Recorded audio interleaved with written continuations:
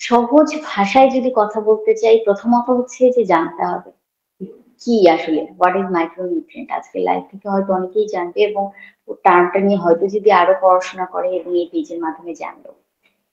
তারপরে যেটা হচ্ছে যে শাকসবজি খেতেই হবে, হ্যাঁ, ফল খেতেই হবে, এটার তো কিছুই আসলে করার নাই।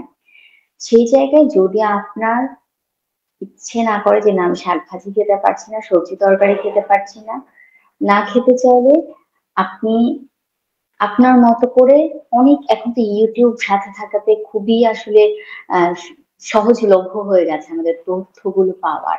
তো সেই জায়গাটাই কিন্তু আপনি বিভিন্ন রেসিপি জেনে নিতে পারেন। তো তিনটা কালার অ্যাড করে আপনি একটা কোনো রেসিপি হচ্ছে নিজে তৈরি করলেন, ফ্রেন্ডদের সাথে শেয়ার করলেন। দুপুরে খাওয়ার সময় আপনি 3 রঙের হচ্ছে দিয়ে আপনি হচ্ছে সালাদ করতে পারেন। যেরকম হচ্ছে আপনি গাজর রাখলেন, আপনি শসা রাখলেন, টমেটো রাখলেন, একটু হচ্ছে ধনেপাতা বা পুদিনা পাতা রাখলেন, একটু লেবুর রস দিলেন, খেতে তো মজার। তো সেটা রাখলে ভিটামিন মিনারেলস অনেক চাহিদাটা পূরণ হয়ে যায়। বিকেলের যে নাস্তাটা বা মিড মর্নিং স্ন্যাক্সে আপনি একটু ফ্রুট সালাদ রাখতে পারেন, মাঝে মধ্যে আপনি ফ্রুট জুস করতে পারেন, নিজে আইসক্রিম তৈরি করতে পারেন। তার মানে আমার ফ্রুটস এমনি খেতে ইচ্ছে করছে না, আমি স্টোমাকে দেওয়ার জন্য আমি এটাকে জাস্ট হচ্ছে একটু বিভিন্ন রকমের জামা কাপড় পরালাম, একটু তাকে অন্যভাবে সাজালাম, কিন্তু আমার স্টোমাকে দিতে হবে, এটার বিকল্প নাই। আর যখন পেশেন্ট বা মানে এই বয়সের বাচ্চারা আসার পরেই আসলে বলে ফেলে যে তারা সাপ্লিমেন্ট দিবেন কিনা বা কোনো মেডিসিন গ্রহণ করতে পারবো কিনা। প্রথম কথা হচ্ছে যে যখনই আপনি কেমিক্যাল কোনো কিছুর দিকে যাবেন তার একটা সাইড ইফেক্ট থাকবে, আর খাবার থেকে যখন আমি নিব সেটার সাইড ইফেক্ট থাকছে না। তো আমরা এক্সট্রা আগে ওই সাপ্লিমেন্ট মেডিসিন এগুলো চিন্তা করার আগে আমরা খাবার থেকে গ্রহণ করতে পারি। এটা হচ্ছে 1 নাম্বার টিপস। 2 নাম্বার হচ্ছে আমরা একটু দুধ এবং দুগ্ধজাত খাবার গ্রহণ করার চেষ্টা করবো। আমরা তো এখন বুঝি, তাই না? ছোটরা না হয় বুঝে না যে দুধ খারাপ লাগছে খাবো না, ইগনোর করছে। যেহেতু তোমরা বোঝো, সেই জায়গায় দুধটা গ্রহণ করো। যদি মনে হয় না আমি দুধটা একেবারেই নিতে পারছি না, আমার ভালোই লাগে না স্বাদ, দই নিতে পারো, ছানা নিতে পারো, দইয়ের সাথে বিভিন্ন কালারের ফল মিক্স আপ করে একটা ফ্রুট সালাদ করতে পারো। পাশাপাশি হচ্ছে আহ অতিরিক্ত চিনি না দিয়ে বা মিষ্টি না দিয়ে হালকা রকম মিষ্টি দিয়ে ছানা দিয়ে মানে চিনি বা মিষ্টি জাতীয় খাবার অল্প দিয়ে ছানা দিয়ে মাঝে মধ্যে একটু মিষ্টি তৈরি করে খাওয়া যায়। দুধ ডিম একসাথে করে একটা পুডিং তৈরি করে নেওয়া যায়। এখানে ম্যাক্রোনিউট্রিয়েন্টের পাশাপাশি মাইক্রোনিউট্রিয়েন্টস গুলো কিন্তু খুব ভালো পাওয়া যায় দুধ এবং দুগ্ধজাত খাবারে। এই যে এতক্ষণ কথা বললাম ক্যালসিয়াম, ভিটামিন ডি, এগুলো কিন্তু দুধে পর্যাপ্ত পরিমাণে থাকে।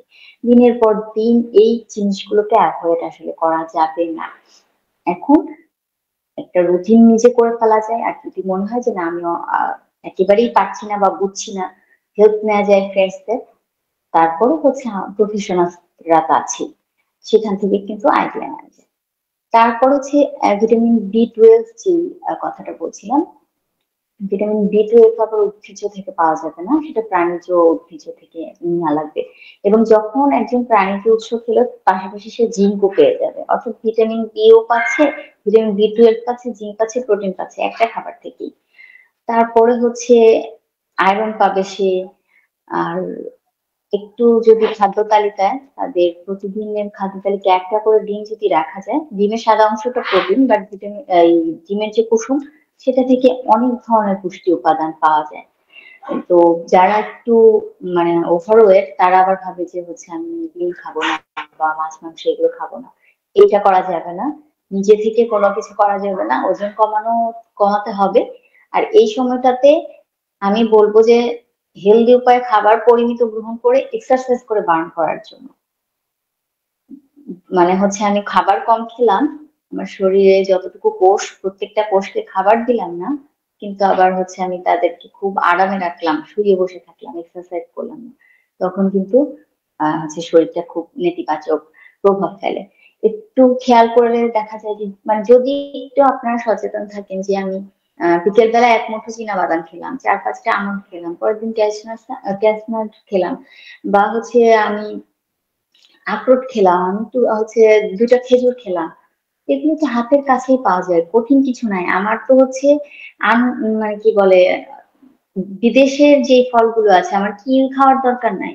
আমার দেশে যে ফলগুলো আছে, আমার দেশে যে সবজিগুলো আছে, আমার দেশে যে হচ্ছে ম্যাক্রোনিউট্রিয়েন্ট যেগুলো পাওয়া যায়, সেগুলো যদি ঠিকভাবে জেনে খাবার গ্রহণ করা যায়, তাহলে টাকা এক্সট্রা খরচ হয় না। বিলিভ মি, এক্সট্রা টাকা খরচ হয় না, বরঞ্চ যদি না খাওয়া যায় তখন আমাদের চিকিৎসার জন্য আরো বেশি হচ্ছে সমস্যা তৈরি করে। এবং আমি একদম লাস্টে আরেকটু বলি যে হচ্ছে যে এই বয়সের ছেলে মেয়েরা চায় যে একটু আমাকে ভালো দেখা যাক, আমার স্কিনটাতে ব্রণ না উঠুক, আমাকে হচ্ছে দেখতে একটু সুন্দর দেখা যাক, চুলগুলো হচ্ছে মানে সবাই যেন ওয়াও এই টাইপের বলে। তো এই জিনিসগুলোর জন্য কিন্তু আসলে খাবার আগে হচ্ছে বাইরে থেকে যতই পালিশ করা হোক, ভেতরের জিনিস না থাকলে কিন্তু কাজ করবে না। সো ডায়েট মানে কস্টলি না, ডায়েট মানে অনেক বেশি পরিশ্রম সাপেক্ষ কাজ, সেটা না। ডায়েট মানে হচ্ছে বডি অনুযায়ী, কন্ডিশন অনুযায়ী ম্যাক্রো মাইক্রো নিউট্রিয়েন্টের সঠিক পরিমাণে খাবারটা গ্রহণ করা, এর আগে নিজে একটু সঠিকভাবে জানা।